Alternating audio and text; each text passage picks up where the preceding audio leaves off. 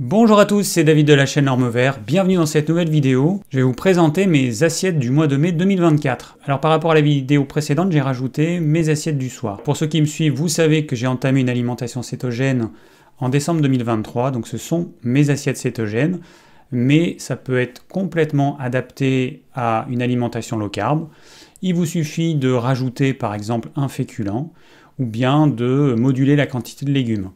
Et pour les personnes qui suivent une alimentation cétogène, le cétogène, ça va du céto-carnivore, ça veut dire de la viande, un petit peu de viande, beaucoup de gras, pas de végétaux, ou quasiment pas, jusqu'au cétogène que moi j'ai décidé de mettre en place, c'est-à-dire un cétogène avec des légumes, donc une certaine quantité de légumes pour pas dépasser quand même les 20 à 30 grammes par jour de glucides, mais comme vous pouvez le voir dans mes assiettes, entre les crudités et les légumes cuits, il y a quand même pas mal de légumes. Alors si c'est trop pour vous, évidemment, il vous suffit de diminuer les quantités, c'est pas un problème. Le but de ces vidéos, c'est simplement de vous inspirer, de vous montrer qu'avec des produits locaux et de saison, on peut quand même avoir une belle variété dans nos assiettes. Évidemment, quelqu'un qui vivra au bord de la mer mangera plus souvent du poisson que moi, et puis ça dépend des goûts de chacun, évidemment. Alors, à l'issue de cette présentation de mes assiettes, on va faire un petit QR, un petit question-réponse en fonction des questions que vous avez posées lors de la vidéo précédente sur mes assiettes du mois d'avril 2024. Donc on démarre tout de suite avec ma première assiette. Alors comme vous pouvez le voir, comme dans la vidéo précédente, je vous ai mis en bas à gauche la date et l'heure. Donc vous voyez que j'ai pris mon repas à 9h09, enfin on va dire 9h10, et donc ça c'était le 1er mai. Alors il y avait quoi? Eh bien il y avait du travers de porc, avec comme légumes, il nous restait du chou blanc, des courgettes, les premières courgettes, parmi les premières courgettes. Tout ça, je le fais cuire dans la graisse de bœuf. Enfin, on me demande encore souvent pourquoi la graisse de bœuf. C'est un des meilleurs gras qui existe. Par rapport au beurre, déjà, la graisse de bœuf, c'est 100% de gras, alors que je vous rappelle que le beurre, c'est à peu près 80% de gras et à peu près 20% d'eau. Et puis, c'est beaucoup moins cher, parce que la graisse bio que j'achète, elle est à 5 € le kilo, alors que le beurre bio, vous le trouvez entre 20 et 25 € le kilo. Il n'y a pas de lactose dans cette graisse de bœuf, il n'y a pas de caséine. Dans le beurre, il n'y en a pas beaucoup, mais il y en a un petit peu, et les personnes les plus sensibles peuvent être gênées par cette petite quantité de lactose et de caséine. Donc c'est pour ça que ces personnes vont faire du beurre clarifié, qu'on appelle le ghee, G-H-E-E, ou alors on peut l'acheter évidemment, mais ça reste un produit qui est quand même onéreux, un peu plus de 30 € le kilo en bio. Et puis il ne faut pas oublier que si on raisonne en termes écologiques, le gras de bœuf, aujourd'hui, en majorité, il est jeté. Et le beurre, ça demande de nourrir des vaches laitières. Et on va extraire uniquement la crème, qu'ensuite on va battre pour faire du beurre. Donc, en termes écologiques, c'est quand même beaucoup mieux de consommer le gras d'un animal qui a fait du gras naturellement. Et en plus, ce gras, il est gaspillé aujourd'hui. Donc, je sais qu'en cétogène, la très très très grande majorité des gens consomment comme matière grasse du beurre ou de l'huile de coco. Moi, j'ai décidé de consommer local et de consommer de la graisse de bœuf. Alors, je consomme aussi un petit peu d'huile d'olive dans ma crudité, que vous allez voir tout de suite. Je consomme un petit peu de graisse de porc bio parce que j'ai trouvé une bonne graisse de porc, un petit peu de graisse de canard, mais c'est vraiment rare. En gros, 90% du temps, c'est de la graisse de bœuf. Et le beurre, en fait, c'est devenu assez rare maintenant. Alors, le travers de porc, c'est toujours pareil. Vous salez, là, j'ai mis un petit peu de thym. Vous mettez au four, alors à peu près 20 minutes de chaque côté, c'est cuit, c'est super simple à préparer. Voilà, alors on en mange un peu moins parce que même si c'est une race de porc élevée en plein air, du porc noir, on se rend compte que quand même c'est plus difficile à digérer que le gras de bœuf. Et puis, on en a peut-être mangé un peu trop, mais à la fin on avait un petit peu un écœurement. Voilà, donc ça va revenir, mais en tout cas, on en mange un peu moins. Alors ensuite, le lendemain, on avait une salade, alors avec une sauce qui est bien fluo, du chou rave râpé au centre, ensuite de la salade verte dessous, et un petit peu d'endive. Et on avait ce même jour du riz de chou-fleur avec des encornets frais et de la saucisse, style saucisse de Toulouse. Alors c'est vrai que le mélange saucisse et encornet, ça va super bien ensemble. Donc je coupe ma saucisse en petits tronçons. Je fais d'abord cuire, alors je mets d'abord de la graisse de bœuf. Je fais cuire mes encornets assez rapidement, parce que sinon ça devient caoutchouteux et c'est moins bon. En fait, le ventre des encornets, ça cuit 1 minute dans la graisse de bœuf, puis ensuite je les enlève et je mets la partie avec les tentacules pendant quelques minutes avec un couvercle et avec la saucisse.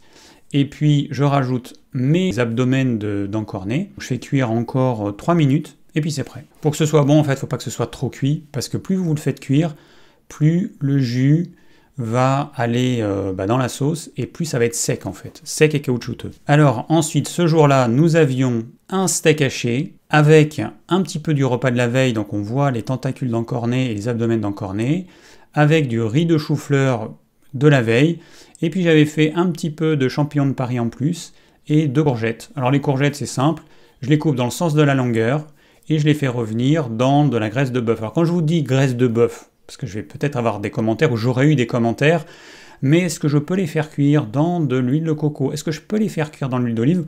Vous utilisez la matière grasse que vous voulez. Moi, j'utilise la graisse de bœuf, comme je vous ai dit tout à l'heure.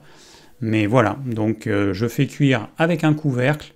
Quelques minutes de chaque côté, ça va assez vite si vous mettez un couvercle. Mon steak haché, il est de qualité, donc je peux le faire bleu. Ça se voit pas, là, mais il est bleu. Ensuite, ce jour-là, il y avait un beau morceau de hampe. Alors vous voyez, il est bleu au cœur. Et puis, on avait aussi du chou blanc que je fais cuire dans la graisse de bœuf, encore une fois. Je ne vous mets pas systématiquement les entrées. Ça, c'est le lendemain. La veille, j'ai aussi mangé une crudité. Bon, je ne le mets pas systématiquement, parce que des fois, ça se ressemble. Là, on avait des asperges blanches que j'ai fait cuire à la vapeur avec des asperges vertes. Et puis, de la salade verte, du chou rave râpé et des champignons de Paris. Tout ça accompagné d'une sauce à base d'huile d'olive.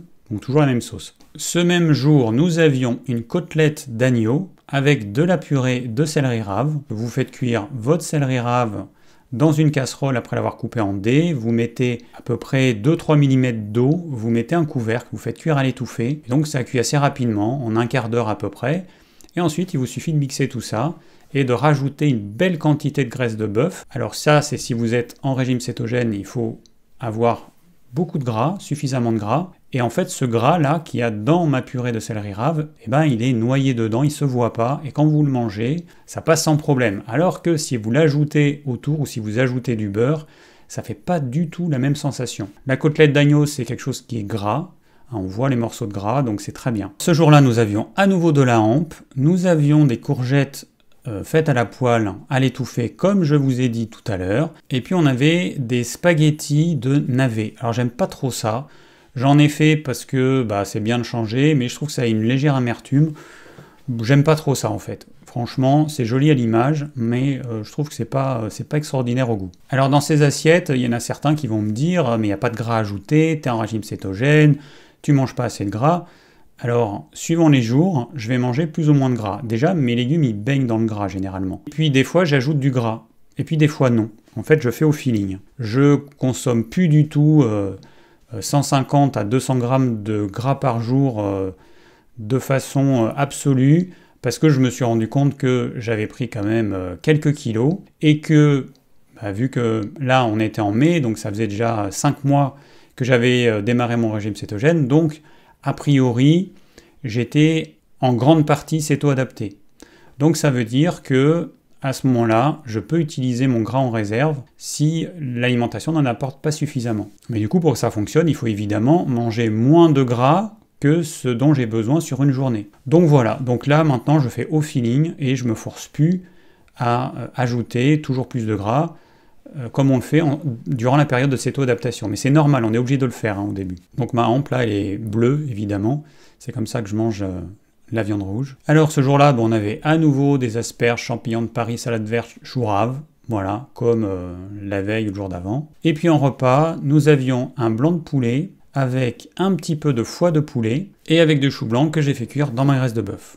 Beaucoup de gras dans les légumes, c'est le but. Bon, là on a encore la même assiette que la veille. En légumes, là j'ai fait des spaghettis de courgettes, donc c'est pas compliqué, il vous faut juste un spiraliseur, je sais pas comment on dit en français, et donc il y avait encore une fois un morceau de hampe. Donc c'est revenu dans le gras, mais ça a tendance à rendre beaucoup d'eau, donc il faut faire cuire idéalement des petites quantités, pas trop tasser, pas faire une grosse masse, sinon ça va plutôt avoir tendance à cuire à la vapeur ou à l'étouffer, et donc ça va rendre beaucoup d'eau. Voilà, c'était pour changer. Donc là, vous voyez carottes râpées, salade verte, champignons de Paris, asperges. Voilà, c'est du classique. Ensuite, ce jour-là, il y avait une côte de porc avec du riz de chou-fleur plus de la courge butternut. Alors sur le dessus de ce riz de chou-fleur, il y a un truc, un objet non identifié, plutôt un aliment non identifié. Donc là, c'était des côtes de porc congelées. J'achète sous vide une certaine quantité, c'est des colis de 5-10 kg avec différents morceaux. Et quand on décongèle, il y a un liquide qui est l'intérieur des cellules de la viande qui ont éclaté. Et ce jus, je ne le jette pas. Je le garde, je le mets en fin de cuisson. Ça va coaguler très rapidement. Donc je le fais pas cuire en fait. Je le fais pas cuire. J'éteins ma poêle, je mets dedans et puis en 10 secondes ça coagule. Et donc voilà, et ça je le consomme. C'est important parce qu'il faut savoir que la réserve de potassium qu'il y a dans les produits animaux, c'est à l'intérieur des cellules. Alors ça c'est valable pour les produits animaux et aussi pour les produits végétaux. Ce jus de décongélation qui vient des cellules en fait qui ont éclaté avec le froid, et quand ça décongèle, les cellules qui ont éclaté, le liquide à l'intérieur des cellules, vous le retrouvez au fond de votre sac. Si vous le jetez, vous allez perdre une bonne partie de votre potassium, donc c'est un petit peu dommage. Du potassium, on en a aussi bien dans les végétaux que dans les produits animaux, notamment la viande, puisque la plupart de notre potassium, on le stocke en fait dans nos cellules. Alors j'ai mis un petit peu de butternut, j'en mets pas beaucoup moi, 10-20% maximum. Donc en termes de glucides, même si on est en cétogène, c'est pas un problème. J'ai pas dit comment je faisais ce riz de chou-fleur, parce que j'en ai parlé dans la vidéo précédente. En 2 mots, c'est simple. Vous prenez un chou-fleur cru, vous le coupez en dés, vous le mettez dans un mixeur en lame S. Alors, pas en entier, parce que sinon vous allez voir que ça va bloquer. Moi, pour un chou-fleur de taille à peu près normale, je le fais en 2 fois, je fais moitié et moitié, et puis vous mettez à puissance maximum pendant 10, 15, 20 secondes, vous voyez, Et ensuite, vous mettez dans une poêle, une grande poêle, avec pas mal de gras, pour moi de la graisse de bœuf, pour vous ça peut être de l'huile d'olive, ça peut être de l'huile de coco, ou ça peut être ce que vous voulez, enfin ce que vous voulez parmi les bonnes huiles évidemment, Me mettez pas s'il vous plaît de l'huile de colza, me mettez pas de l'huile de tournesol ou je ne sais quoi. Sauf éventuellement si c'est de l'huile de tournesol oléique. S'il n'y a pas ce mot, vous la consommez pas. Voilà, et ensuite vous faites cuire sans couvercle, en remuant toutes les 2-3 minutes, à feu moyen ou à feu doux. Et ça cuit à peu près en une vingtaine de minutes. Alors, le jour suivant, nous avions de la salade verte, des champignons de Paris, carottes râpées et courgettes râpées. Là, nous avions un steak haché, avec comme légumes, il y avait du chou blanc, un petit peu de courgettes râpées, un petit peu de butternut râpé, et un petit peu de champignons de Paris, et avec beaucoup de gras, comme on peut le voir. Donc ce jour-là, salade verte, endive et champignons de Paris. Alors ici, encore notre riz de chou-fleur que j'avais fait il y a quelques jours avant. Ensuite, des asperges vertes que j'ai fait revenir à feu doux dans une poêle avec un petit peu de graisse de bœuf. Et là, nous avions une belle côtelette d'agneau. Alors là, vous voyez, je vous ai mis un morceau de gras de bœuf que j'ai ajouté. Je le consomme comme du beurre. Alors soit vous le consommez comme ça, comme du beurre, soit vous le faites fondre et du coup, vous allez avoir quelque chose de liquide. Pour certains, c'est mieux de le consommer comme ça sous forme liquide, ça va se mélanger aux légumes. Alors le jour suivant, nous avions de la salade verte, champignons de Paris, courgettes râpées, endives et des petits artichauts que je mange avec ma sauce, donc qui est sur une base d'huile d'olive. On avait aussi ce jour-là des os à moelle, alors qui n'étaient pas assez cuits, on le voit. En fait, j'aurais dû le faire plus cuit, c'est quelque chose que je faisais pas souvent, là j'en fais un petit peu plus. Voilà, mais normalement ça doit être plus cuit, c'est pas censé être rouge comme on le voit. Et ensuite, une fois qu'on a mangé les os à moelle, je fais un bouillon d'os, donc je mets dans une grande marmite, je recouvre mes os d'eau et je fais cuire pendant 24 à 36 heures à feu très doux. Et après, le soir, généralement, avant le repas du soir, on prend un petit bol de ce bouillon d'os. Alors on n'en consomme pas tous les jours, en fait je fais du bouillon, je demande à mon boucher des os. Alors des fois il m'en donne pas assez, donc ce que je fais, c'est que je les congèle, et puis j'en redemande la semaine suivante, et puis s'il y en a assez, là je fais mon bouillon d'os. Étant donné qu'il faut quand même faire cuire longtemps, on va pas gaspiller l'énergie pour rien. Après une fois qu'il est cuit, il faut laisser refroidir, le gras il va figer, vous enlevez ce gras là, moi je le refais fondre dans une casserole. Ensuite, je mets en bocal et ce gras, je vais le consommer. Ça va être aussi du gras de bœuf. Puis le bouillon, on va le consommer un petit peu tous les jours. Donc là, on avait encore du travers de porc avec des asperges revenues, alors à feu doux, encore une fois, dans la graisse de bœuf, et puis des courgettes, pareil, que j'ai fait cuire dans la graisse de bœuf à l'étouffer avec un couvercle. Alors, encore artichaut avec de la salade. Là, nous avions un joli morceau de bœuf, alors je sais plus ce que c'était, du pavé de bœuf, du faux filet peut-être de bœuf, je sais plus. Asperges, et puis nous avions du chou blanc accompagné de courgettes. Courgettes que j'ai, alors je sais plus si j'avais râpé ou spiralisé, puis un bon petit peu de graisse de bœuf fondue, mélangé à tous ces légumes. Alors ensuite, j'ai décidé de vous montrer mes repas du soir. Donc là, vous voyez l'heure qui est marquée en bas à gauche, c'est 17h42, ça veut dire 17h 40 minutes et 12 secondes. Bon, jusqu'à présent, je prenais pas mes repas du soir parce que ça ressemblait pas forcément à grand chose. Donc là, vous voyez que j'ai pris les mêmes légumes que ceux du midi. J'ai mis un petit peu de viande hachée de bœuf et 3 œufs. Donc dans la poêle, ça ressemble à pas grand chose. Et une fois que c'est cuit, alors mes œufs, en fait, je fais cuire le blanc, donc je remue le blanc sans crever les jaunes, et puis j'éteins ma poêle, et au dernier moment, je mélange le jaune avec tout le reste, et ça me fait une espèce de chose qui est un mélange avec des œufs. C'est pas tout à fait brouillé, parce que moi je fais en sorte que le jaune il soit à peine cuit, voire un peu cru à certains endroits. Donc ça, c'était mon repas du soir. Alors évidemment, j'ai mis généreusement du gras avec mes légumes durant la cuisson, et donc il se voit pas, mais il est bien là. Alors le lendemain, toujours pareil, vous voyez, salade verte, champignons, artichauts. Ensuite, nous avions un morceau de bœuf, je sais plus lequel. Alors là, vous voyez que sur le devant, l'espèce de truc entre les deux morceaux, eh ben, c'est le sang, c'est ce dont je vous ai parlé tout à l'heure, c'est quand je décongèle. Dans mon sachet sous vide, je fais attention de ne pas jeter le liquide, parce que c'est le liquide qu'il y avait en fait dans les cellules de la viande. Et donc ça, je le fais coaguler en fin de cuisson, et je le mange. Encore une fois, il y a tous les nutriments qu'il y a à l'intérieur des cellules de viande qui ont éclaté. Tous ces nutriments, là, il y a du potassium, mais il y a plein d'autres choses. Bah, si vous le jetez, vous le perdez, et c'est dommage. Mes asperges revenues dans la graisse de bœuf, et ensuite mon riz de chou-fleur avec un petit peu de butternut râpé, quelques champignons de Paris, et là on voit de la graisse de bœuf que j'ai mise dessus. Alors, la graisse de bœuf, bah la voici. Quand je la reçois, elle ressemble à ça. Et donc, je vais la faire fondre dans une casserole, et ensuite je la mets en bocaux. Une fois que ça a cuit, voilà ce que ça donne. Donc ça, vous voyez qu'il y a des morceaux de gras qui n'ont pas fondu. Alors moi je fais en sorte que ça puisse être digeste. Si je faisais cuire jusqu'à ce qu'il n'y ait plus du tout de gras, la viande elle deviendrait complètement indigeste. Là ça fait un peu comme des fritons, ou des gratons suivant les régions, ou suivant les parties utilisées, on parle de fritons de gratons. Ça reste très gras, et on peut le manger. Voilà, comme j'ai pas trop fait cuire le tout, eh bien ça reste digeste. Si vous faites trop cuire, ça va devenir assez indigeste. Donc on met dans des barquettes en verre, au frigo d'abord, et puis on met dans du cellophane, une fois que ça a figé, au congélateur, et on en sort des petits pochons, on fait des petits pochons de 100 grammes, et puis on les consomme tout au long du mois. Bon, là, rien de nouveau, courgettes râpées, salade verte, champignons de Paris, un artichaut. Alors vous voyez que je mets la queue. Quand ils sont jeunes, la queue des artichauts, elle se mange. Quand ils deviennent un petit peu vieux, elle devient trop dure et à ce moment-là, elle ne se consomme pas. Alors ce jour-là, le midi, on avait du cœur de génisse avec des courgettes, alors toujours même cuisson, je ne vais pas vous en reparler. On voit que derrière, il y a un petit peu, entre la courgette du haut et puis les morceaux de viande, il y a un petit truc, c'est toujours le sang de décongélation du cœur que j'ai fait coaguler en fin de cuisson et que je consomme.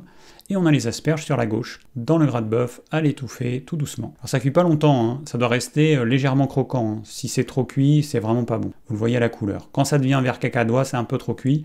Quand ça reste un beau vert vert, eh ben c'est parfait. Alors on rebascule sur un repas du soir. Là, il y avait des morceaux de saucisse, les légumes du midi, donc j'ai pris les courgettes. Vous voyez ici les courgettes, il en restait, il y en avait trop. J'ai coupé en petits tronçons, et puis j'ai rajouté des œufs, que j'ai fait cuire à l'étouffée, donc c'est pour ça qu'ils sont un peu blancs. J'ai enlevé le couvercle pour prendre la photo. Et puis il y a beaucoup de gras en fait. Ce que vous voyez, le liquide qu'il y a, c'est beaucoup de gras. Et en fait, à la fin, j'obtiens ça, mais quand je mélange mon jaune d'œuf avec ce gras, et avec le blanc d'œuf, ça va faire quelque chose d'assez homogène. Je vais pas avoir d'un côté le gras et d'un côté le reste. Et du coup, à manger, c'est très savoureux. Donc là, on voit qu'il y a des champignons de Paris, des morceaux de courgettes, saucisses. Voilà, ce type de plat, ça se fait très vite et c'est très bon. Alors le midi, là j'ai rajouté la sauce. Souvent, je mets pas ma sauce sur mes assiettes. Voilà, là j'ai mis 2 cuillères à soupe de ma sauce. Puis vous avez la salade verte et des champignons de Paris. Alors ce jour-là, on avait un os à moelle que j'ai bien cuit. Hein, vous le voyez sur la partie gauche. Ça se mange à la petite cuillère avec un petit peu de fleur de sel. C'est succulent. On avait un morceau de hampe en bas,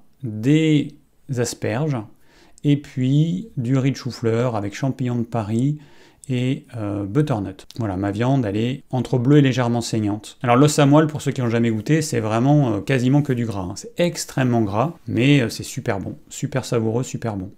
Moi j'ai de la chance parce que mon boucher, il me les donne. Je lui demande des os pour faire du bouillon, et il y a toujours des os à moelle et il me les donne. Sinon ça se vend, ça vaut je sais pas combien, quelques euros, mais c'est pas donné quand même. Hein. Alors voici une photo. Tout à l'heure je vous ai montré mon gras de bœuf. Là je vous montre quand je le mets en bocal. Donc là mon gras de bœuf, il est filtré, il a commencé à figer, et donc il est prêt à aller au frigo. Alors normalement je remplis le bocal. Hein. Alors ensuite, ça comme on voit, 19h06, donc ça c'était un repas du soir. avec du foie d'agneau, et puis du riz de chou-fleur avec des œufs, pas mal de gras, et donc toujours ma même technique où je fais cuire les œufs, d'abord le blanc en mélangeant avec les légumes et le gras, et puis une fois que le blanc il est cuit, hop, j'éteins la poêle et je mélange mes jaunes, et donc mes jaunes ils sont très peu cuits, pour garder toutes les propriétés nutritionnelles du jaune. Alors, ce jour-là, nous avions un peu toujours pareil, des asperges, artichauts, salade verte, champignons de Paris. Là, nous avions une côtelette d'agneau. Alors, c'est pas la côtelette double comme il y avait sur les photos précédentes, c'est une côtelette simple. Alors, vous voyez, c'est pas... Bon, là, ça paraît gros sur la photo parce qu'il n'y en a qu'une, mais ça reste une petite côtelette d'agneau. Donc, en termes de quantité de viande, j'en mange pas des quantités astronomiques. Il y a certains midis, je vais en manger plus. Je vais être dans les 200-250 grammes, peut-être 300 grammes certains jours, même si c'est rare. Et puis, il y a d'autres jours, je vais être entre 120 et 150 grammes maxi. Là, je pense qu'on est plutôt autour entre 100 et 120. D'autant plus que c'est une viande hyper grasse, donc il y a des morceaux qui sont vraiment que gras. En légumes, on avait du chou blanc et champignons de Paris cuits dans pas mal de graisse de bœuf. Là, c'était mon repas du soir, alors toujours la même chose. C'était les légumes de midi avec des œufs que j'ai fait un peu brouiller, mais avec ma recette où je fais pas trop cuire le jaune. Donc toujours pareil, asperges, courgettes râpées, champignons de Paris et salade verte. Et puis il y avait un artichaut qui est un peu flou, mais c'est pas grave, il était quand même très bon. Là, nous avions encore du travers de porc, avec des petites asperges que j'ai dû récolter dans le jardin. On n'en a pas beaucoup, mais si elles sont comme ça, c'est qu'elles viennent du jardin. Et puis, quelques courgettes. Le soir, nous avions les légumes probablement de la veille ou de l'avant-veille, puisque le midi, on avait des courgettes, avec quelques asperges, et puis toujours pareil, des œufs. Alors là, les œufs, je les ai fait cuire à l'étouffée. Et du coup, comme vous pouvez le voir, quand je dresse dans l'assiette, ça fait un petit peu plus joli. Je les ai mangés comme ça, je les ai pas brouillés. Voilà le midi suivant, courgettes râpées, salade verte, champignons de Paris. Puis, nous avions comme légumes cuits, alors je n'ai plus de chou blanc, enfin je n'avais plus de chou blanc, j'avais fini mes réserves de chou blanc, parce qu'il n'y en a plus en fait. C'est un légume d'hiver, le chou. Donc il me reste encore un petit peu de chou rouge, courgettes râpées, un petit peu de viande hachée, et ensuite, en morceaux de viande, c'était, je sais plus, peut-être un steak de bœuf, je sais plus quel morceau, mais comme c'était un morceau hyper fin, ça se voit pas sur la photo, j'ai rajouté un petit peu de viande hachée, et toujours beaucoup de gras dans mes légumes. Alors ce jour-là, nous avions une petite côtelette d'agneau qui était un peu petite, alors vous voyez, des fois je mange une seule côtelette d'agneau, et puis là j'ai rajouté une demi-saucisse de bœuf. Voilà, là c'est une saucisse de bœuf, plutôt type merguez, donc avec des épices. Mon riz de chou-fleur, un peu toujours la même recette, et voilà, et puis beaucoup de gras toujours dans le riz de chou-fleur. Alors le soir, c'était mon riz de chou-fleur de midi, 4 œufs. Alors moi c'est des petits œufs, ils font normalement un œuf en France, c'est à peu près 60 grammes. Moi mes œufs, certains ils font 60, d'autres ils font 50, donc quand c'est des petits œufs j'en prends 4. Et puis des crevettes, alors je n'achète que des crevettes sauvages, j'achète jamais de crevettes d'élevage, et il faut toujours qu'il y ait marqué crevettes sauvages. Elles sont plus chères, mais sont quand même bien meilleures. Donc là, 5 crevettes, avec mes 4 œufs et un petit peu de riz de chou-fleur et du gras. Voilà, toujours pareil, crudité, salade verte, champignons de Paris. Et ce midi-là, nous avions un morceau de bœuf, alors je sais plus lequel, on va dire que c'était peut-être un steak ou... Non, c'est pas un steak, ça devait être une entrecôte, un morceau d'entrecôte. Avec sur la gauche de mon morceau de viande, vous reconnaissez peut-être maintenant le sang coagulé. En légumes, nous avions du chou rouge avec un peu de champignons de Paris et beaucoup de gras. Alors j'en ai pas parlé, mais tout ça c'est accompagné de beaucoup de sel, suffisamment de sel. Je vous le rappelle, en cétogène, on a peu d'insuline, ce qui veut dire qu'on va mal retenir le sel, alors que quand on a une alimentation classique qui contient pas mal de glucides, eh bien, on va avoir une insuline élevée et donc on va retenir beaucoup, voire trop le sel. Donc une alimentation qui est riche en glucides, il ne faut pas manger trop de sel. Par contre, en cétogène, c'est le contraire. Il faut qu'on en mange suffisamment, sinon on se déshydrate, on perd nos minéraux, parce que le fait de ne pas manger suffisamment de sel va faire qu'on va perdre notre potassium, on va perdre notre magnésium. Donc c'est important de manger suffisamment salé. Donc ça ne se voit pas forcément sur les photos. Moi, je bois de l'eau salée, je rajoute un peu de sel dans chaque verre d'eau que je bois, et puis dans mes assiettes, il y a beaucoup de sel. Ce jour-là, nous avions mangé des moules. Alors j'ai acheté des moules que j'ai fait cuire tout simplement dans une marmite avec rien. J'avais mis peut-être un petit peu d'huile d'olive. J'ai mis mes moules avec le couvercle, et puis dès qu'elles sont à peu près toutes ouvertes, c'est cuit. C'est super simple à faire et on les mange comme ça. Et donc là, c'était accompagné, donc ça c'était le soir. Et donc il y avait mon riz de chou-fleur avec des œufs. Parce que bon, là c'est clair, les moules, si c'est décortiqué, je sais pas combien il y en avait, mais à tout casser, il y en avait 100 grammes. Alors je vous rappelle que dans les moules, ça fait partie des produits animaux qui contiennent pas mal de glucides. De mémoire, il y en a à peu près 7%, 7% de glucides dans les moules, donc c'est évidemment beaucoup plus que dans la viande, puisqu'il n'y en a quasiment pas dans la viande, c'est insignifiant. Même en consommant des produits animaux, on peut consommer aussi des glucides. Alors moi j'en consomme, c'est pas un problème, j'ai pas peur des glucides. Il y a des jours, j'en consomme plus que mes 20 à 30 grammes, c'est pas un problème non plus, je m'en fiche complètement, mais après, si on veut rester en cétogène, il y a quand même une limite à ne pas dépasser, c'est à chacun de trouver sa limite. Moi, je sais que, comme je me mesure tous les matins, je prends ma glycémie et mes cétones, je vois si j'ai dépassé ou pas la limite, donc je fais pas n'importe quoi. Voilà, on approche de la fin, 24 mai. Alors là, il y a les premiers concombres qui arrivent par chez nous. Ils ont poussé sous serre, mais bon, c'est pas des serres chauffées ici, hein. On est dans le sud-ouest, donc s'il y a un peu de soleil, ça chauffe. Et donc les premiers concombres de la région, champignons de Paris, salade verte. À midi, nous avions un petit morceau de viande, accompagné de viande hachée du coup, pour compléter, j'ai rajouté un petit peu de viande hachée. Donc là, c'est pas du steak haché, c'est de la viande hachée que mon boucher me fait, avec des morceaux qui sont un peu durs normalement, mais en viande hachée, ça se mange sans problème. Et ce sont des morceaux qui sont maigres, hyper maigres, il n'y a quasiment pas de gras. Donc là, il faut rajouter du gras, on voit que ça baigne dans le gras, c'est parfait. C'est ce qu'il faut, avec donc des asperges vertes et des courgettes. Alors là, le soir, j'ai fait un petit feu. En fait, on brûle toutes les choses piquantes. Alors tout ce qui n'est pas piquant, ça passe dans le broyeur et donc on va l'utiliser, ce broyat. Mais par contre, les ronces, on a tout un tas de plantes piquantes. Quand François il taille les rosiers, toutes ces choses hyper piquantes qu'on va pas pouvoir passer dans le broyeur, on les brûle. Et donc là, j'avais fait un beau petit feu et je me suis dit, tiens, si je faisais cuire une aile de raie dans ce feu. Et donc, c'est ce que j'ai fait. Donc j'ai utilisé un moule à tarte en métal, et j'ai fait cuire mon aile de raie, j'ai mis ça au milieu des braises, et voilà. Et mon aile de raie, elle a cuit au feu de bois. Je vous montre un petit peu comment c'est. Et c'était super bon. Donc voilà ce que ça donne quand on le met dans une assiette. Et ça, j'avais fait le soir. C'était pour mon repas du soir. Une belle aile de raie, avec des asperges, un petit peu de courgettes, très très bon. Ce jour-là, nous avions du chou rave râpé, de la salade verte, donc là, vu la couleur, on était proche du cœur, et puis des champignons de Paris. En plat, alors de la hampe de bœuf, nous avions des asperges, du chou rouge, et puis on voit sur la droite des morceaux de gras de bœuf.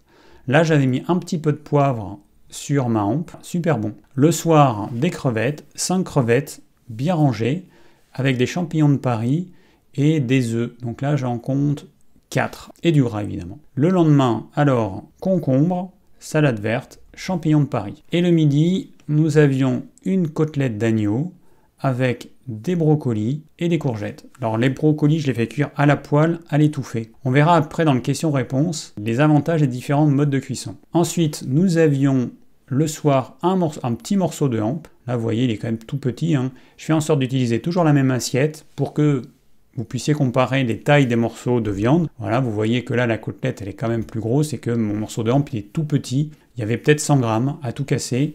Et donc là, j'ai dû mettre 2-3 œufs brouillés avec ma technique pour brouiller les œufs, des petits cubes de courgettes qui devaient rester du midi que j'ai coupé en petits cubes et des champignons de Paris. Salade verte, champignons de Paris et avec un petit peu d'endive, je vois. En plat, toujours des asperges, des courgettes que j'ai coupé en petits morceaux, et le morceau de viande, c'était une cuisse de poulet, donc l'avant-cuisse, donc c'est pas le pilon, c'est l'autre morceau, la cuisse du poulet, et on voit sur la droite de la graisse de bœuf. Alors je mange quand même la peau du poulet, il n'y en a pas des masses, je l'ai dégraissé, le gras qui a fondu, je le jette, parce que c'est trop riche en acide linoléique, hein, il y en a à peu près 20%, et on se rend compte en plus que quand on le mange, ça amène une sensation nauséeuse vraiment pas agréable, donc on le balance.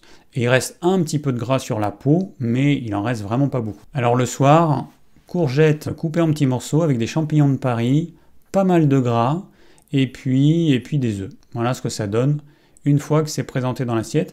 Et là, j'ai mis, je sais pas si vous voyez, sur les œufs, on voit les grains de sel. Voilà, on voit aussi dans l'assiette les grains de sel. Donc je voulais voir ce que ça donnait, ça allait donner en photo, mais bon, voilà, ça se voit. Alors si je vous le dis pas, vous le verrez pas, mais il y a du sel. Alors le 28 mai, nous avions du chou rave râpé, champignons de Paris, salade verte. Et puis en plat, eh bien c'est de la viande hachée ou du steak haché, là plutôt du steak haché je pense que j'ai utilisé, avec du brocoli cuit à l'étouffée, et puis des courgettes que j'ai taillées en frites, hein, c'est à peu près la taille d'une frite. Et j'ai rajouté aussi des morceaux d'aubergines. On a les premières aubergines qui sont déjà arrivées. Voilà, tous ces légumes ont cuit à l'étouffée, et puis ça fait un petit jus, et vous voyez le jus dans l'assiette. Avec du gras, suffisamment de gras aussi. Ça, c'est mon repas du soir, que j'ai mangé avec des légumes, les légumes de midi, et puis toujours pareil, mes œufs que je fais un peu brouiller. Et le lendemain, nous avions à nouveau des encornets. Alors à nouveau parce que plutôt dans le monde on en a mangé, c'est vrai que c'est un truc qu'on aime beaucoup et qu'on mange de temps en temps. Des encornets, toujours pareil avec des petits morceaux de saucisse, du riz de chou-fleur. C'est un peu le même plat que tout à l'heure, sauf que je l'ai refait, mais c'est tellement bon que voilà, on en mange en ce moment à peu près 2 fois par mois. Alors là, c'était le soir, donc mon bouillon d'os. Alors j'ai pas pris toutes les photos chaque fois que j'ai bu du bouillon d'os, mais là, peut-être que sur le mois, 50% des soirs, j'ai pris un petit bol de bouillon d'os. Donc là, ça équivaut à une belle louche. Voilà, bon, c'est quand même un peu long à faire. Donc on va pas en manger 3 louches à chaque fois, parce que sinon ça durerait 3 jours à 2. Mais on en mange un petit peu, assez souvent. Et ce soir-là, nous avions des saucisses. Alors il y avait style merguez de bœuf. Ensuite, nous avions des légumes cuits du midi qui restaient. Alors je refais pas cuire mes légumes. Des fois, je rajoute juste un petit peu de champignons de Paris frais que je fais cuire. Quand je fais réchauffer mes légumes du soir, je rajoute les champignons de Paris frais. Et là, on voit qu'avec le jus, il y avait le jus des encornets, voilà, que j'ai rajouté. Il n'y avait peut-être pas d'encornets, mais j'ai mis le jus parce que ça donnait un bon petit goût. Le lendemain, il nous restait des encornets. Donc, on a mangé ça avec un petit peu de viande hachée, et puis des asperges, du brocoli cuit à l'étouffée et des courgettes cuites à l'étouffée. Et le soir, alors on voit quoi? Du brocoli, bon les légumes de midi, j'ai rajouté un peu de champignons de Paris, 3 œufs, et puis 1, 2, 3, 4 et 5 crevettes. Alors ce jour-là, nous avions du steak de bœuf avec le jus de décongélation que j'ai fait coaguler à sa gauche, et puis une purée de céleri rave qui est vraiment délicieuse. Alors pourquoi elle était jaune? Parce que j'ai dû y mettre du tamari. Tamari, c'est une sauce de soja qu'on trouve en magasin bio. Une sauce de soja de qualité, rien à voir avec les cochonneries qu'on trouve en grande surface. Et donc voilà, donc ça a coloré. En tout cas, c'est vraiment excellent. Et je mets beaucoup de gras juste avant de mixer, comme je vous ai dit tout à l'heure. Il se voit pas, on ne le sent pas quand on le mange, mais il est bien là. Et le soir, des légumes. Alors il y avait du riz de chou-fleur avec des champignons de Paris et 3 œufs. Voilà, donc on est arrivé à la fin de ces repas du mois de mai. Donc vous voyez quand même qu'on peut faire des choses relativement variées. Au quotidien, je cuisine tous les jours. Alors mon premier repas, il est à peu près vers 9h. Mon deuxième repas, à peu près à 18h. Alors suivant les jours, des fois c'est 18h, des fois c'est 18h30, des fois c'est 19h. Ça dépend de ce que je fais. Mais bon, voilà, j'essaie de me tenir à peu près à ce rythme-là. Alors, on va passer maintenant à un petit question-réponse. Une question de quelqu'un qui me dit « Pourquoi pas de cuisson au vitaliseur de Marion ?» Alors, je réponds tout simplement parce que pour moi, c'est un ustensile qui n'est pas du tout pratique. Il est trop gros. Alors, il y a le petit qu'on appelle le Robinson. Moi, j'ai la version normale, grosse. Ça prend beaucoup trop de place. Moi, je trouve que vraiment, c'est un ustensile qui n'est pas pratique pour ça. Si vous l'avez à la main, ça prend toute la place sur le bord de l'évier. Et puis si vous le mettez dans le lave-vaisselle, ça vous prend quasiment un étage. Donc c'est beaucoup trop volumineux, c'est pour ça que je n'utilise pas, c'est vraiment la raison principale. Après, il y a aussi un inconvénient à la cuisson à la vapeur. Alors Marion Kaplan, elle pipote un petit peu sur son cuiseur vapeur en disant que les vitamines vont être préservées. Bon, ça évidemment, c'est du pipeau, ça a été fait une fois en laboratoire. Pour que ce soit reproductible, il faudrait que les gens coupent les légumes exactement la même taille que ça a été coupé dans l'expérience qui a été faite pour mesurer les vitamines, et surtout que ce soit cuit exactement au même temps qu'ont été cuits ces légumes. On ne sait pas si les légumes, ils étaient encore croquants, s'ils étaient vraiment cuits, donc ça, c'est quand même du pipeau. Il y a évidemment une partie des vitamines qui seront détruites. Et après, il y a un autre pipotage, c'est de dire que son cuiseur vapeur va dépolluer les légumes de leurs polluants, des pesticides et de toutes ces saloperies qui sont mis dans les légumes qui ne sont pas bio. Alors, si c'est vrai, ça veut dire tout simplement que les cellules des végétaux ont éclaté, que l'intérieur de la cellule, pesticides et tout le reste s'est retrouvé au fond de la marmite et que ça, on ne va pas le boire. Mais s'il y a les pesticides qui sont évacués du légume, si effectivement ça dépollue comme elle le dit, ça veut dire que les nutriments, ils vont avec. C'est impossible que les pesticides, ils s'échappent des cellules et puis que les nutriments, ils restent. C'est pas comme ça que ça se passe. La vapeur d'eau qui est à 95 degrés, vous faites cuire votre légume, au bout d'un moment donné, les cellules vont éclater et vous le voyez dans le jus de cuisson. Si elles éclataient pas, le jus qu'il y a en bas de la marmite, il aurait la même couleur que l'eau au départ. S'il se colore, c'est que donc les cellules ont éclaté, que l'intérieur de la cellule se retrouve dans votre eau. Et puis si vous goûtez, vous allez voir qu'il y a tous les arômes qui se retrouvent aussi. Donc pour moi, ça c'est quand même un inconvénient. Ça veut dire que le potassium, le magnésium, tous les minéraux qu'il y a dans les légumes, eh ben, ils vont se retrouver dans votre eau. Alors je ne sais pas le pourcentage de cellules qui vont éclater, par exemple sur 100 grammes de légumes, en supposant qu'il y ait, je sais pas moi, 1 milliard de cellules, bon il y en a beaucoup plus, mais peu importe, en supposant qu'il y ait 1 milliard de cellules, sur ces 1 milliard de cellules, il y a combien de cellules qui vont éclater? Je n'en sais rien. Mais en tout cas, il y en a un certain nombre, donc peut-être qu'on va perdre 10% des nutriments, 20%, 30%, je n'en sais rien.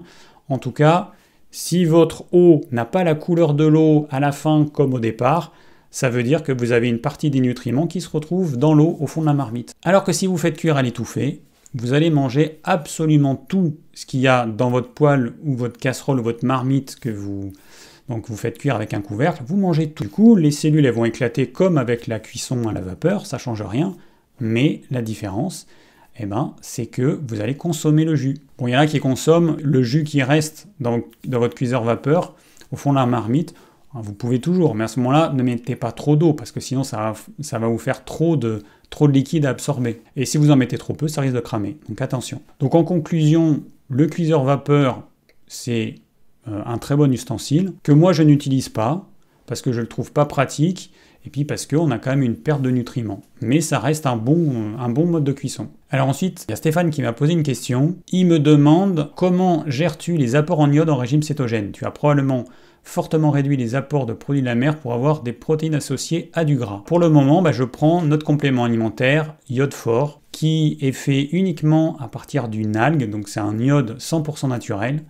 Il est fait à partir d'une algue et une gélule vous apporte 150 microgrammes d'iode, ce qui correspond aux apports journaliers recommandés.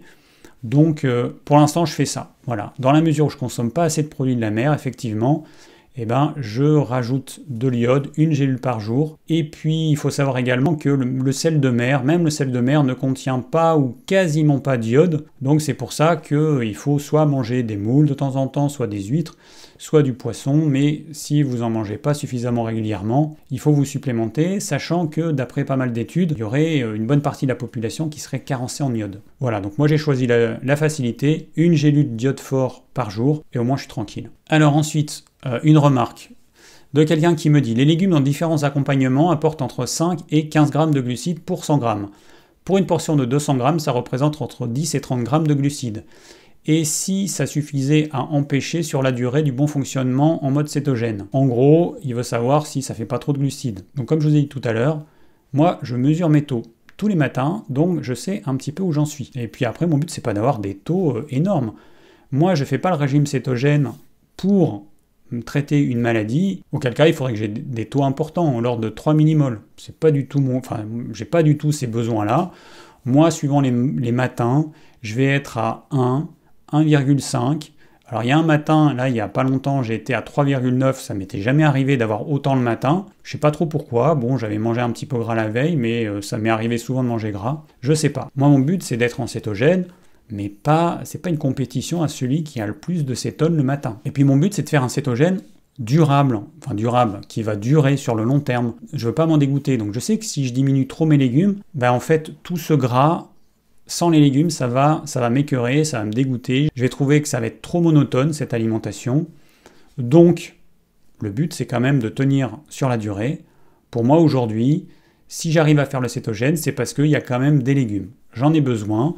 Donc effectivement, alors je pèse pas mes légumes maintenant, j'ai vu à peu près ce que ça faisait dans mon assiette de 300 grammes, je pèse pas mes légumes, je sais à peu près combien il y a de glucides, c'est clair que je vais pas manger des patates, je vais pas manger des légumes qui sont hyper riches en glucides, mais par contre, je veux pas me restreindre, voilà, je vais pas me restreindre pour 10 grammes de glucides par jour en plus et en moins, je m'en fiche un petit peu, mon but, comme je vous ai dit, c'est pas de crever le plafond avec des taux de cétone énormes, mon but, c'est de faire ça sur la durée, tranquillement, sans me frustrer, sans me casser la tête. Bon, par contre, c'est clair que si j'avais des taux de cétone le matin autour de 0,4, 0,5, là, effectivement, il y aurait un problème. Bon, et puis comme je l'ai dit, vos cétones, c'est pas une ligne plate comme la glycémie. En régime cétogène, notre glycémie, enfin ma glycémie, parce que moi j'ai mesuré avec un capteur pendant 14 jours, ma glycémie, elle ne bouge pas. Il y a des petites variations, mais elles sont infimes. Rien à voir avec un régime riche en glucides.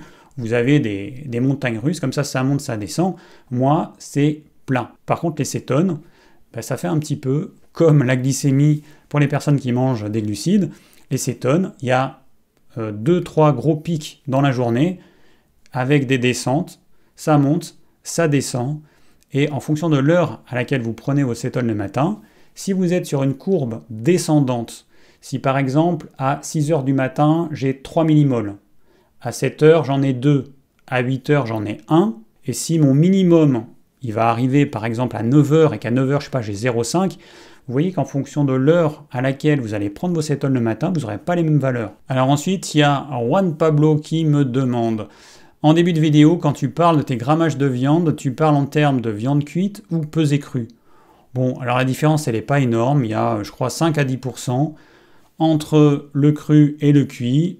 Pourquoi? Parce que quand vous allez faire cuire, vous avez une partie de l'eau qui va s'évaporer, et puis comme je vous ai dit, il y a les cellules qui vont être autour de la viande qui sont collées à la poêle, elles vont éclater, et donc vous allez avoir un petit peu de jus. Donc vous perdez en poids 5 à 10%. Bon, moi, autant vous dire que je ne vais pas m'embêter à peser cru ou cuit. Les fois où je l'ai pesé, c'était la viande cuite. C'est pas très important, on n'est pas à quelques grammes près. Alors une autre remarque, on me dit trop de légumes, tu dépasses largement les 20 grammes de glucides par jour avec tout ça. Eh ben oui, mais comme j'ai expliqué, c'est pas un problème pour moi. Premièrement, je suis plus dans la période de céto-adaptation, donc ça c'est important. Quand on veut se céto-adapter, là, il faut quand même être strict. Moi, je ne l'ai pas été. Moi, je pense que ma période de céto-adaptation, du coup, elle a été plus longue. Mais encore une fois, c'est pas un problème. Après, on n'est pas pressé. Enfin, en tout cas, moi, je suis pas pressé. Que ma céto-adaptation, elle m'ait demandé 5 mois au lieu de 2, au lieu de 3, ça me pose pas de problème. Alors ensuite, il y a Baptiste qui me dit « Merci pour cette super vidéo qui donne plein d'idées. Tu ne manges plus de poisson. Il y a quelques années, tu recommandais les sardines macro-hareng. Alors en fait, j'en ai mangé tellement toute ma vie du poisson qu'à un moment donné, j'ai dit « Stop !» C'est aussi simple que ça. J'ai mangé du maquereau tous les jours pendant 10 ans, 15 ans, je pense une quinzaine d'années. Donc voilà. Donc là, j'en ai plus envie, j'en mange de temps en temps. Ça paraît pas forcément sur les photos que j'ai prises, mais j'en mange quand même de temps en temps. Mais c'est rare en fait. Je mange du maquereau peut-être une fois par mois, du maquereau frais, et puis sinon, là, vous avez vu les encornés. Alors le problème aussi, c'est qu'on est 2 à la maison. Pendant un moment, on en a mangé un petit peu souvent, et je pense que je l'ai dégoûté du maquereau, et puis lui, dans son enfance, il mangeait quasiment jamais de poisson, donc c'est pas dans son ADN. Donc voilà. Alors encore une fois, un message de Jolie Fleur, il me semble qu'il y a bien trop de légumes, on en a besoin juste d'un petit peu pour nourrir le microbiote. Petit rappel, à nouveau, vous faites comme vous voulez. Vous mangez autant de légumes que vous voulez ou aussi peu de légumes que vous voulez. Moi, je vous montre mes assiettes et je mange les légumes que j'ai envie de manger. Je suis un grand garçon et donc je sais ce que je fais. Ce sont mes assiettes. Mes assiettes, elles sont pas là pour que vous fassiez un copier-coller. Elles sont pas là pour que vous me disiez il y a trop de viande, il n'y a pas assez de viande, il y a trop de légumes, il n'y a pas assez de légumes, il y a trop de gras, il n'y a pas assez de gras. Je sais ce que je fais. Je fais en fonction de mon ressenti, en fonction de mes envies. Le but, c'est de vous inspirer, de vous montrer qu'on peut manger quand même assez varié au quotidien. On peut manger différents types de légumes, les quantités, après vous les adaptez en fonction de vous, ce que vous mangez. Alors après, j'ai un commentaire d'un autre David qui me dit « Je confirme, le gras de porc fait monter significativement la glycémie chez moi et est à nauséeux après le repas. Donc probablement inflammatoire pour mon organisme. » Bon, des témoignages comme ça, il y en a d'autres. Mais voilà, c'est bien quand même de le mentionner. Ensuite, un commentaire de Soso de la Lune. Très intéressant de voir tes belles assiettes. J'ai vu que tu mettais pas d'aliments lactofermentés comme la choucroute crue. J'en mets un petit peu quasiment tous les jours avec la viande et les légumes. Alors là, j'ai répondu que les aliments lactofermentés, comme la choucroute, sont acides. L'acide majoritaire, c'est de l'acide lactique, et moi, ça me crée une hypersensibilité au niveau des dents, donc je peux pas manger trop d'aliments acides. Sinon, en termes de goût, moi j'aime beaucoup ça, mais donc pour le moment, je peux pas en manger. Et j'ai le même problème avec les fruits, et s'ils sont trop acides, c'est la cata. Donc par exemple, si je bois un jus de citron, c'est la cata. Alors que j'en ai mangé comme ça, j'en ai mangé comme des oranges pendant toute mon enfance. Là, par exemple, on a les premières framboises, fraises, cassis, et groseille. Et donc il y a quelques jours, là il y a 2 jours, j'en ai mangé un petit peu trop. Alors un petit peu trop pour du cétogène, ça veut dire une poignée, hein. C'est pas non plus des kilos.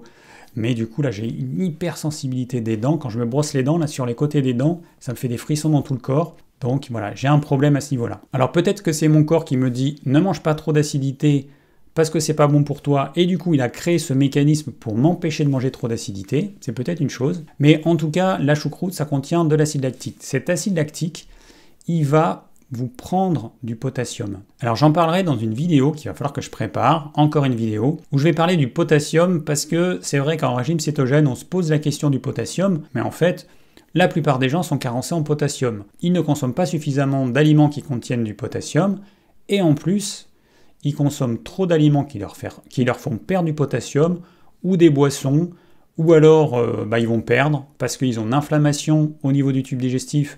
Donc si vous avez de la diarrhée, vous perdez forcément du potassium. Bref, il y a plein de situations où on peut perdre du potassium, et si on ne fait pas attention, du coup on va épuiser ses réserves. Donc il y a des acides qui ne vont pas nous faire perdre de potassium, mais l'acide lactique, par contre, lui, c'est un acide qui nous fait perdre du potassium, donc attention. Alors ensuite, j'ai une remarque de Naturamoise qui me dit « C'est flagrant chez moi, j'ai essayé de réintroduire 2 fois, avec l'arrêt du beurre, tout s'est apaisé, reprise du beurre et rebelote. Arrêt, tout s'est apaisé de nouveau, donc confirmation. Avec le ghee, pas de problème non plus. » Mais effectivement, il n'y a pas de caséine et il n'y a pas de lactose. Voilà, donc c'était juste pour vous lire un commentaire qui correspond à ce que je vous dis, ce que nous on a pu expérimenter, parce qu'on est quand même assez sensible. Alors surtout François, il est assez sensible à la caséine, et il a remarqué que s'il mange du beurre, ça lui va pas. Le ghee ça passe, le beurre ça passe pas. Alors ça passe pas parce que ça va générer une inflammation. Cette inflammation, elle va entraîner une élévation de sa glycémie. On s'en rend compte parce que nous, on se mesure tous les matins ou quasiment tous les matins. Et puis, ça va entraîner une diminution des cétones. Alors après, j'ai une question d'Anne qui me dit « Mais du coup, tu préfères les asperges à l'eau plutôt qu'à la vapeur ? J'étais étonné. Penses-tu que c'est dommage de perdre l'eau de cuisson des légumes dans un cuit-vapeur ?» Effectivement, là, pendant une partie du mois, je cuisais mes asperges dans de l'eau. Et effectivement, comme je vous ai expliqué tout à l'heure, je perds une partie des nutriments. Quand on fait cuire à la vapeur, c'est pareil. Enfin, c'est pareil, moins, effectivement. Vous allez perdre moins de nutriments a priori, mais vous allez en perdre tout de même.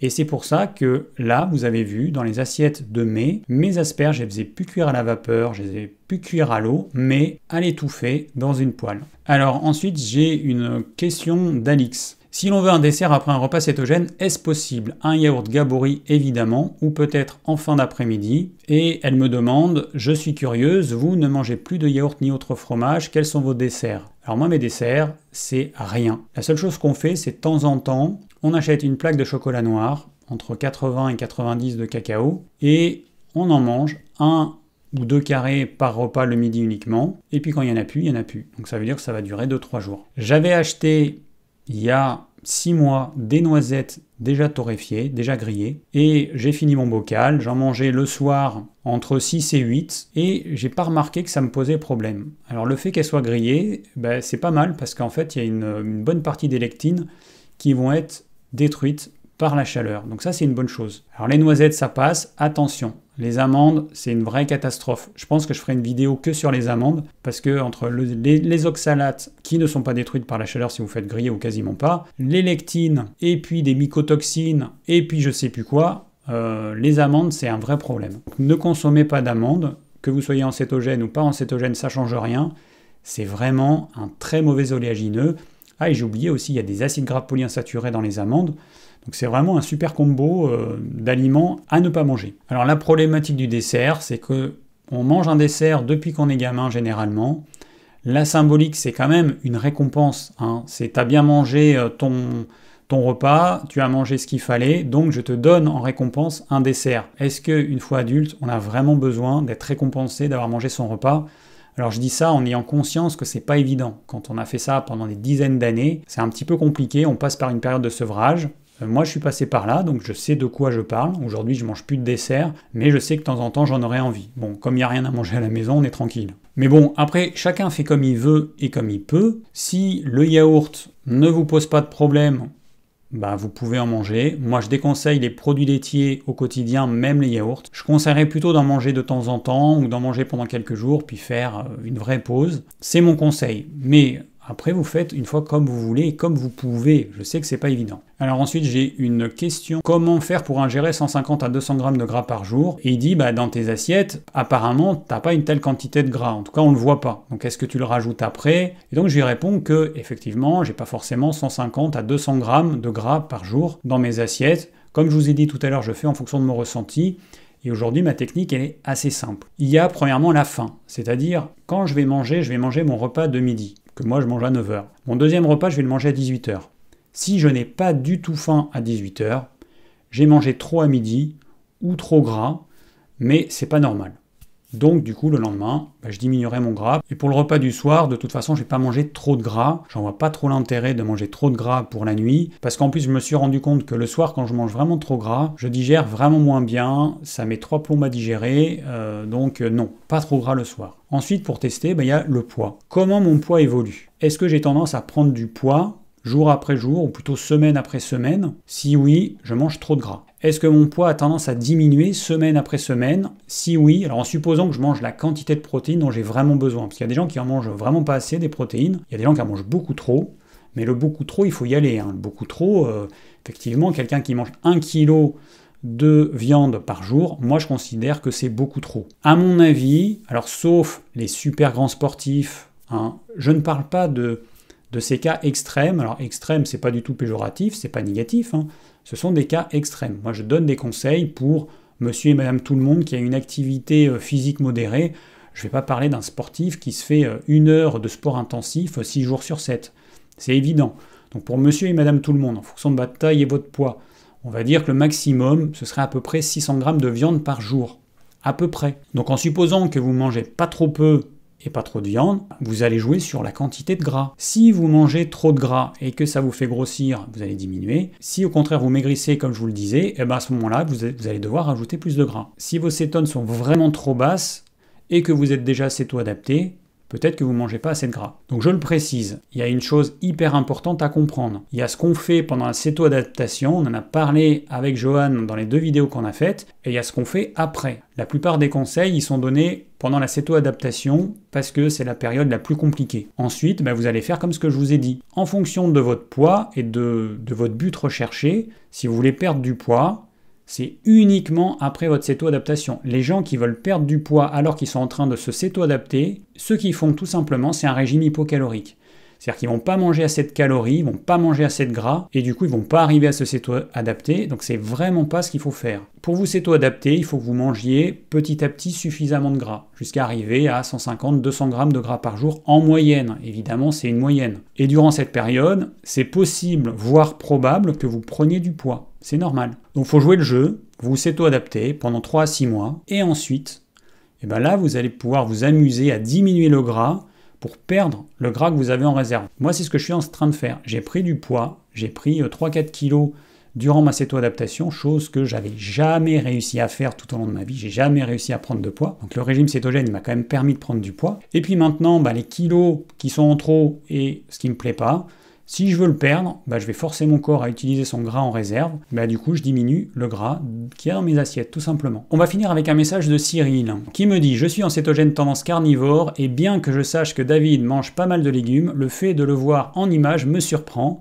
et ça me paraît énorme, bien que ce ne soit probablement pas tant. Peut-être qu'il manque effectivement un peu de viande. Je comprends l'intérêt pour les légumes et en même temps, je trouve cela tellement inutile. J'ai été maraîcher pendant 1 an avant de m'installer dans un autre secteur agricole. Me concernant, je suis plutôt sédentaire et grosso modo, je mange 4 à 6 œufs moyens par jour, matin et midi soir, plus 300 grammes de viande rouge, plutôt grasse, donc steak haché, saucisse merguez, plus de la graisse de bœuf à volonté pour les cuissons ou du beurre, un peu de saucisson, et un peu de fromage pour compléter de temps en temps, plus quelques oignons poireaux caramélisés en fondu, quand j'y pense, ou un avocat, plus sel, poivre, sauce pimentée, etc. Pas de longue cuisson, d'appareil à nettoyer. Une petite astuce, je réutilise le gras restant de la cuisson précédente de la viande pour cuire les œufs au plat, ou caraméliser les oignons. C'est parfait. Deuxième astuce, je rajoute parfois de la crème à mon jus de cuisson de la viande bien gras, un peu de poivre et aromates, je fais réduire en m'arrêtant avant que ça caille. Séparation des protéines et du gras de la crème. Et c'est un délice. C'est un genre de béchamel, mais 1000 fois meilleur. PS, à la 31e minute,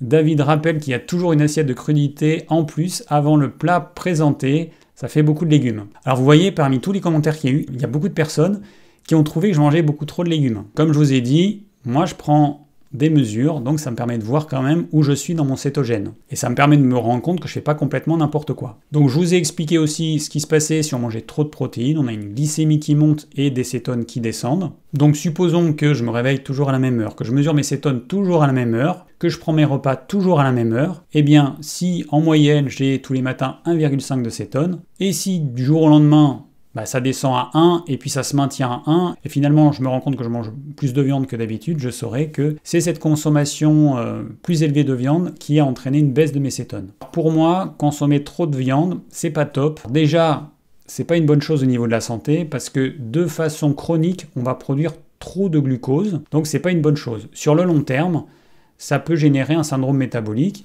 et Boris, le docteur Boris Dufournet de la chaîne Sequoia Santé, il en avait parlé, c'est ce qu'il a expérimenté lui, sa femme et son confrère Victor. Donc, trop de protéines avec pas assez de gras, syndrome métabolique, il n'y a aucune raison que ce soit différent que si vous mangez beaucoup de glucides. Trop de protéines, vous allez produire beaucoup trop de glucose. Pour produire ce glucose, vous allez dépenser de l'énergie. Donc c'est quand même un peu bête de consommer des protéines en excès, tout ça pour faire du glucose, alors que vous pourriez manger un petit morceau de patate, ce serait pareil. Et après, au niveau écologique, je trouve pas ça top non plus. En fait, manger trop de viande pour, au final, fabriquer du glucose, encore une fois, vaut mieux manger un petit peu de riz blanc, un petit morceau de patate ou ce que vous voulez. Il faut quand même comprendre que la transformation des protéines en glucose, c'est un mécanisme d'urgence. Dans tous les cas, c'est pas quelque chose qui est fait pour être quotidien. Alors je sais très bien qu'il y a des carnis qui mangent beaucoup de protéines et qui vont dire que c'est très bien et que c'est très bon pour la santé. Bon, tant mieux si ça marche pour eux, mais moi je demande à voir leurs analyses de sang. Je serais quand même curieux de voir ce que ça donne. Je demande à voir leur glycémie le matin à jeun.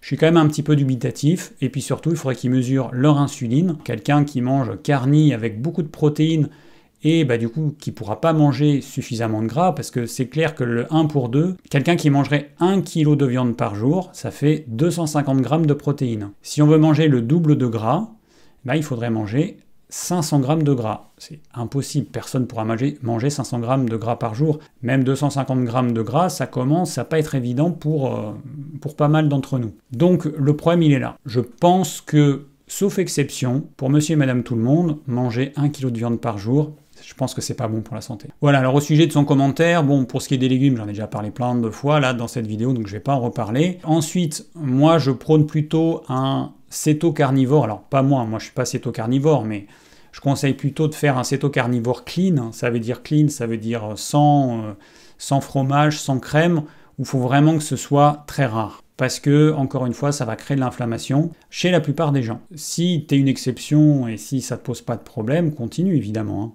Mais bon, moi je suis là quand même pour mettre en garde, et pas que vous croyez que vous pouvez manger de la crème fraîche tous les jours et du fromage quasiment tous les jours. C'est sûr que ça va vous poser problème un jour ou l'autre. Alors pour conclure, je rappelle que le meilleur régime cétogène, c'est celui qu'on peut suivre sur le long terme. Parce que c'est bien beau de dire que le céto-carnivore c'est l'idéal pour tout le monde, et si tout le monde ne peut pas le suivre, ça n'a aucun intérêt en fait. Moi je pense qu'il vaut mieux un régime cétogène qu'on peut tenir vraiment sur le long terme. Dans mon cas aujourd'hui, c'est avec beaucoup de légumes, beaucoup trop pour la plupart des personnes qui suivent un régime cétogène, et je ne parle pas de ceux qui ont une alimentation céto-carnivore, donc avec quasiment pas de végétaux, ou très très peu. J'ai trouvé mon équilibre comme ça. Moi, si j'en parle, et si je vous montre mes assiettes cétogènes, c'est pour vous montrer ce que je mange, et c'est pas pour vous dire de faire la même chose. Mais au moins, vous savez que c'est possible, c'est une version du cétogène. Je pense que ma version du cétogène, c'est peut-être la moins représentée. Moi, je me casse pas la tête, je vais pas peser mes aliments, je les fais un petit peu au début pour avoir une idée, et puis ensuite j'arrête. Et puis, je vais pas me casser la tête si je dépasse un petit peu ma quantité de légumes. C'est pas grave. C'est juste que si vous êtes en période de céto-adaptation, ça mettra plus longtemps, ça vous mettra peut-être 2 mois, 3 mois, peut-être 4 mois de plus, j'en sais rien. Mais c'est pas grave. Qu'est-ce que ça peut faire? De toute façon, si vous êtes en cétogène, et que vous n'arrivez pas à tenir les 20 grammes de glucides par jour, et que finalement vous en mangez 40, qu'il vous faille 6 mois, 9 mois ou 12 mois pour vous céto-adapter, c'est pas grave, parce que de toute façon, vous allez voir que les choses elles vont s'améliorer. Si vous faites un cétogène clean, vous n'avez pas d'amandes, pas d'oléagineux, pas de fromage, pas de crème, ça va se faire tranquillement, le temps qu'il faut, ça va se faire. Évidemment, plus on est strict sur les glucides, plus ce sera rapide. Mais pour certains, ça peut être rapide, mais hyper difficile à faire. À quoi bon faire 3 mois de céto-adaptation et puis dire non, c'est trop difficile, j'abandonne. J'en vois pas l'intérêt. Un régime cétogène, déjà à mon avis, il faut au minimum 6 mois. Il faut arriver à le faire, je pense, 2 hivers. Ce serait pas mal de le faire 2 hivers. Moi, comme je vous ai dit, je prévois de consommer un petit peu de glucides en été. J'ai déjà commencé à consommer un petit peu de fruits. Mais bon, ça va être des quantités hyper raisonnables. Ça va être des quantités plus cétogènes. Mais probablement que ça va me faire sortir de cétose ou que je vais me retrouver avec des valeurs hyper faibles. Je vais peut-être me trouver le matin avec du 0,4, je sais pas. Et puis une fois que la période des fruits, elle sera passée, je vais tout simplement me synchroniser avec la nature. Il n'y a plus de fruits, j'en mange plus. Et donc là, je vais rebasculer sur un cétogène classique, tel que vous l'avez vu sur les photos. Voilà, on arrive à la fin de cette vidéo. Bon, j'espère que c'était pas trop long. C'est vrai que je parle beaucoup. En plus, j'ai rajouté par rapport à la vidéo précédente mes repas du soir. Et puis on a fait un question-réponse. Donc forcément, ça fait une vidéo plus longue, mais ça fait aussi une vidéo qui est beaucoup plus riche. En tous les cas, merci d'avoir suivi cette vidéo. J'espère donc qu'elle vous a plu. Si vous avez des commentaires ou des questions, n'hésitez pas. Et je vous dis à très vite, enfin plutôt à très bientôt pour une nouvelle vidéo.